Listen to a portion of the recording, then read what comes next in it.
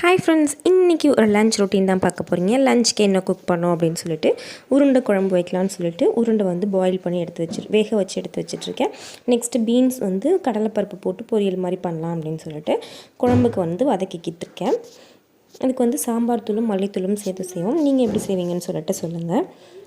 கொஞ்சம் திக்னஸ் வரதுக்காக அரிசி மாவு அந்த மாதிரி, இல்லைனா அந்த உருண்டையோட மாவு இருக்குல்ல, அதையே வந்து கொஞ்சம் உருண்டை பிடிச்சி வேக வைக்காமல் கொஞ்சம் மாவு வந்து அந்த குழம்புல போட்டு கலந்து விட்டு கொதிக்க விட்டோம் அப்படின்னா கொஞ்சம் திக்னஸ் வந்து கொடுக்கும்.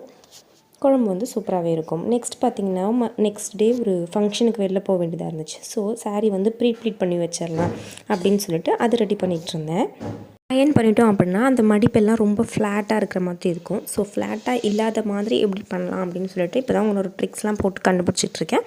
ஸோ ஃபுல்லாக ஒர்க் அவுட் ஆனதுக்கப்புறம் கண்டிப்பாக உங்கள் கூட ஷேர் பண்ணுறேன். வேறு ஒரு வீடியோ பார்க்கலாம். பாய், see you all, take care.